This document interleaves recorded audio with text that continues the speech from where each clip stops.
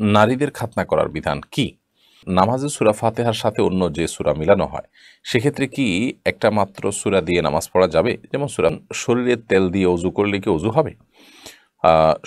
ফরিদা আলম আপনি লিখেছেন, ট্রান্সজেন্ডারদের সঙ্গে কি পর্দা করতে হবে? তাদের সঙ্গে পর্দার গুরুত্ব কতটুকু? দেখুন, আমরা এই শব্দটির পাশে লিখতে পারি যে সমকামী পড়বেন। কারণ তৃতীয় লিঙ্গের মানুষ যাদেরকে হিজড়া বলা হয়, তারা এই মানুষগুলো যারা সমকামিতাকে সমাজে প্রতিষ্ঠিত করবার জন্য নানান ছল ছাত্রের আশ্রয় নিচ্ছেন, তারা বলেন যে হিজড়া এই শব্দটা এক ধরনের গালি, সেজন্য মূলত ট্রান্সজেন্ডার বলি আমরা। ট্রান্সজেন্ডার তো আসলে একজন মানুষ, রূপান্তরিত নারী বা রূপান্তরিত পুরুষের ইংরেজি। তো রূপান্তরিত নারী পুরুষ আর হিজড়া বা তৃতীয় লিঙ্গ তো এক জিনিস না। হিজড়া তৃতীয় লিঙ্গ তো জন্মগত। রূপান্তরিত নারী পুরুষ হলো যে নিজের আপনার বিভিন্ন পড়াশোনার মাধ্যমে বিভিন্ন উদ্যোগ নিয়ে তিনি নিজেকে পুরুষ হয়ে নারী, নারী হয়ে পুরুষ ঘোষণা করছেন, তার মন সেদিকে টানছে, অর্থাৎ এক কথা তিনি সমকামী। পুরুষ হয়ে তিনি পুরুষের দিকে তার টান, নারীর দিকে তার টান নাই, তাহলে তিনি নিজেকে নারী ফিল করছেন, এরকম ঘোষণা দেন। তো এটা দিয়ে তিনি মূলত কোনো নারীর সাথে শারীরিক সম্পর্কে লিপ্ত হওয়ার চেষ্টা করেন, এটাই সমকামিতা। এটাকে অত্যন্ত সূক্ষ্মভাবে আমাদের সমাজে গেলানো হচ্ছে, পৃথিবীর অনেক সমাজে গেলানোর চেষ্টা করা হয়েছে। পৃথিবীর অনেক দেশে এগুলোর বিরুদ্ধে তীব্র আন্দোলন মানুষ করছে এবং নানান অস্থিরতা তৈরি হয়েছে। পৃথিবীর একটি দেশের প্রেসিডেন্টকে পদত্যাগ পর্যন্ত করতে হয়েছে এই ইস্যুতে। কারণ এর কারণে সমাজে অস্থিরতা তৈরি হয়, সেটি বলাই বাহুল্য। বিধায় সমকামীদের মতো অভিশপ্ত এবং জঘন্য বিকৃত মানসিকতা ঠেকাবার জন্য এই শব্দের যে মারপ্যাচ আছে, সেটি আমাদের খুব ভালো করে রপ্ত করা দরকার। তো হিজড়া যারা, তাদের অধিকার, তাদের বিধিবিধান একেবারেই পরিষ্কার। তাদের মধ্যে যারা মেয়েদের সাথে, যাদের সাদৃশ্য বেশি থাকবে, তারা মেয়ে হিসাবে বিবেচিত হবে এবং ছেলেরা তাদের সাথে পর্দা করবে। আর যদি ছেলেদের দিকটা, কাঠামোটা তাদের শরীরে বেশি থাকে, তাহলে ছেলে হিসাবে তাদের বিবেচনা করা হবে এবং তারা তাদের সাথে মেয়েরা পর্দা করবে, ছেলে হওয়ার দিকটা যেহেতু তার মধ্যে বেশি। বাট যারা রূপান্তরিত নারী পুরুষ, অর্থাৎ আসলে সে পুরুষ, এখন নিজেকে সে নারী ঘোষণা দিচ্ছে, রূপান্তরিত নারী হয়েছে, এরকম যদি হয়, তাহলে সেক্ষেত্রে তাদের দেখতে যদি নারীর মতো হয়, নারীর অবয়ব চলে আসে এবং পুরুষ তার দিকে দৃষ্টিপাত করলে তার ফিতনায় পতিত হওয়ার আশঙ্কা থাকে, তাহলে তার সঙ্গে পর্দা করা উচিত। এবি হামেদ লাবিব আপনি লিখেছেন, দেখুন, নারীদেরও প্রয়োজন হলে খাতনার বিধান রয়েছে ইসলামে। এটা আসলে এক এক এলাকার নারীদের শারীরিক কাঠামো এক এক রকম, তার উপর নির্ভর করে। মিডল ইস্টের কোনো কোনো অঞ্চলের মেয়েদের খাতনা করা ছাড়া কোনো বিকল্প পথ খোলা নেই, যার কারণে তারা খাতনা করে এবং চর্বি জমে যায়, নানান রকমের অসুবিধা থাকে, যেগুলো থেকে খাতনা করার প্রয়োজন হয়। কিন্তু অনেক অঞ্চলে, আমাদের সহ পৃথিবীর অনেক অঞ্চলে এটার প্রয়োজন হয় না, বিধায় এটি তাদের জন্য প্রযোজ্য নয়। বাট ছেলেদের জন্য সারা পৃথিবীতে সর্বত্র সব জায়গায় সমানভাবে প্রযোজ্য।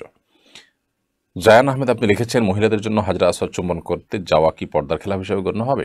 যদি সেরকম কোনো সুযোগ থাকে যে কোনো মা, কোনো বোন হজ কিংবা ওমরা করতে গেছেন এবং তিনি হাজরা আসওয়াদ পাথর চুমা করার কোনো সুযোগ তৈরি হয়েছে, চুমা দেওয়ার, মেয়েদের জন্য কোনো লাইন হয়েছে, অথবা পুরুষদের সাথে ধাক্কাধাক্কি করা ছাড়া করার সুযোগ হয়েছে, তাহলে তিনি করবেন। আর যদি ধাক্কাধাক্কি করে পুরুষদের সাথে তার এটা করতে হয়, যে অবস্থা সেখানে হয়ে থাকে, তাহলে কোনো অবস্থাতে জায়েজ নেই সেখানে তার এই চুমু দিতে যাওয়াটা। কারণ এটা করতে গেলে তাকে ভয়ঙ্কর ফিতনা পতিত হতে হবে। হ্যাঁ, মেয়েদের আলাদা কোনো লাইন থাকলে, সেখানে কোনো পুরুষের সাথে তার ধাক্কাধাক্কি হওয়ার আশঙ্কা না থাকলে, বাজে পরিস্থিতি আর পড়ার আশঙ্কা না থাকলে তিনি এটা করবেন।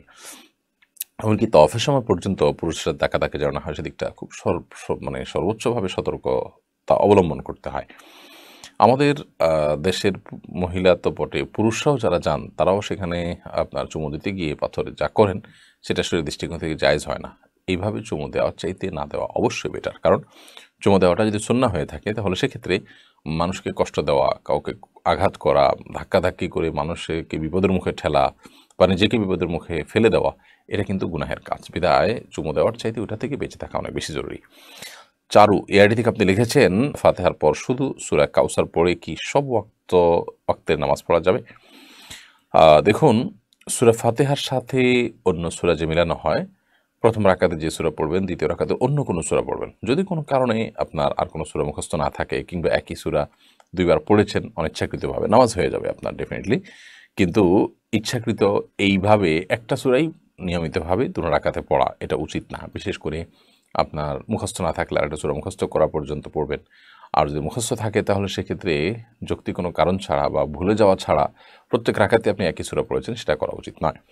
এমডি আশরাফুল ইসলাম লিখেছেন যে তেল ব্যবহার করেছেন, তেল ব্যবহার করে তারপর আপনি অজু বা গোসল করেছেন, অজু হয়ে যাবে। এতে ত্বকে পানি পৌঁছেনি সেই আশঙ্কা করে কোনো দুশ্চিন্তা করার কোনো প্রয়োজন নেই। তেল, নর্মাল তেল যদি ব্যবহার করে থাকেন তার উপর দিয়ে অজু করতে কোনো অসুবিধা নেই এবং এর ফলে অজু হয়ে যাবে। সাখাওয়াত হোসেন লিখেছেন নতুন শিক্ষাক্রম অনুযায়ী পাঠ্যপুস্তক রচিত হয়েছে। বর্তমানে পাঠ্যক্রম ও পাঠ্যপুস্তক বিষয়ে আপনার সার্বিক মূল্যায়ন কি? বাংলাদেশের আর্থসামাজিক অবস্থা বিবেচনায় কেমন পাঠ্যক্রম হওয়া উচিত বলে মনে করেন? দেখুন ভাই সাখাওয়াত হোসেন, এদেশের মানুষের ধর্ম বিশ্বাসের দিকটি সর্বোচ্চ গুরুত্বের সাথে পাঠ্যপুস্তকে প্রতিফলিত হওয়া উচিত।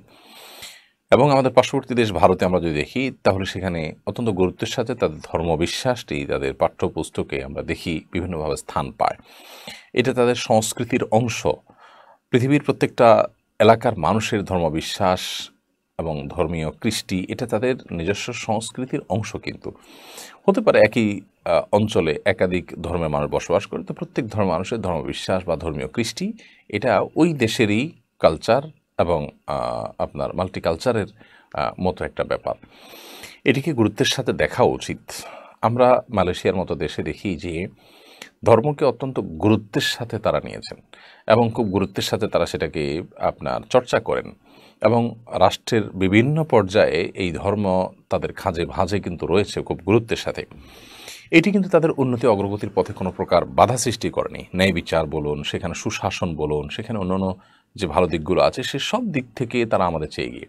আমাদের দেশে এক শ্রেণীর মানুষ মনে করে যে ধর্ম এটা বিযুক্ত করে ফেললে বোধহয় আমরা সব দিক থেকে এগিয়ে যাব, অথচ আমরা পিছিয়ে আছি, কিন্তু জায়গায় দাঁড়িয়ে আছি।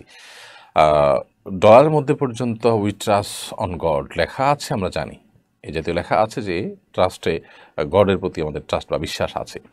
তো ধর্মীয় সভ্যতার উপরে গোটা পৃথিবীর মানব ইতিহাস দাঁড়িয়ে আছে, মানব সভ্যতা দাঁড়িয়ে আছে। কোনো সভ্যতায় গড়ে ওঠেনি ধর্মীয় বিশ্বাস, ধর্মীয় কৃষ্টির ছাড়া। তো আমাদের সমাজে, আমাদের দেশে খুব দুঃখজনকভাবে আমাদের পাঠ্যপুস্তক থেকে ধর্ম বিযুক্তির একটা প্রচেষ্টা আমরা দেখতে পাচ্ছি। এর পিছনে একটা নীল নকশা কাজ করছে। আমার বিশ্বাস এটা কোনোভাবে বাস্তবায়ন হতে দেশের সাধারণ মানুষ দিবে না। সর্বস্তরের মানুষ এটা বিরুদ্ধে রুখে দাঁড়াবে একসময় এবং এর ফলে মানুষ প্রয়োজনে যে শিক্ষা আমার সন্তানকে কুশিক্ষিত করবে, যে শিক্ষা আমাদের সন্তানকে ধর্ম থেকে দূরে সরাবে বা ভুলভাল জিনিস শিখতে বাধ্য করবে, সেই শিক্ষা প্রয়োজনে মানুষ অ্যাভয়েড করবে, সেই শিক্ষাকে বর্জন করবে মানুষ। তো এই আগুন নিয়ে খেলার নেপথ্য নায়কেরা যারা গভর্নমেন্টের বিভিন্ন গুরুত্বপূর্ণ চেয়ারগুলোকে ব্যবহার করছেন, আমার বিশ্বাস যে তাদের ব্যাপারেই সর্বোচ্চ সতর্কতা অবলম্বন করবে দেশের মানুষ এবং দেশের নীতি নির্ধারক পর্যায়ের মানুষ যারা আছেন তারা। অতএব আমাদের পাঠ্যপুস্তকের মধ্যে আপত্তিকর অনেকগুলো বিষয়, বিশেষ করে এবছর সপ্তম শ্রেণী বইয়ে যে সমাজবিজ্ঞান বইয়ে যে আমাদের শরীফার গল্প ঢুকিয়ে দেওয়া হয়েছে, এটা নিয়ে আমরা বলেছি যে ট্রান্সজেন্ডার আর হিজড়া এই দুটাকে গুলিয়ে ফেলা হয়েছে এবং অনেক গুরুত্বপূর্ণ পদে থাকা মানুষগুলো পার্থক্য করতে পারছে না। হিজড়া জন্মগত হয় আর ট্রান্সজেন্ডার হলো একটা আস্ত পুরুষ নিজেকে নারী, একটা আস্ত নারী নিজেকে পুরুষ হিসেবে রূপান্তরিত করে, ঘোষণা দেয়। দুই জিনিস এবং এটা মূলত সমকামিতা প্রতিষ্ঠা করবার জন্য হয়ে থাকে। এটা আমরা বিভিন্ন সময় ব্যাখ্যা করেছি কীভাবে সমকামিতা দিনের আলো মতো পরিষ্কার একেবারে। তো এই সমকামিতার বিষয়টিকে সরাসরি সমাজে গেলানো যাবে না দেখে এই ছলছাত্রের আশ্রয় নিয়ে সেটাকে গেলানোর চেষ্টা করা হয়। এর বিরুদ্ধে আমাদের তীব্র আন্দোলন করা দরকার এবং সেই সাথে ধর্মীয় এবং নীতিশিক্ষার অভাবে আমরা কিন্তু কিশোর গ্যাং দেখতে পাচ্ছি। আমাদের তরুণদের মধ্যে এক ধরনের অস্থিরতা, ভোগবাদ এবং মোরালিটির অভাব আমরা দেখতে পাচ্ছি প্রচণ্ডভাবে। পাঠ্যক্রম পাঠ্যপুস্তক থেকে ধর্ম বিযুক্তির পরিণতি কখনো ভালো কিছু বই আনবে না জাতি হিসেবে আমাদের জন্য।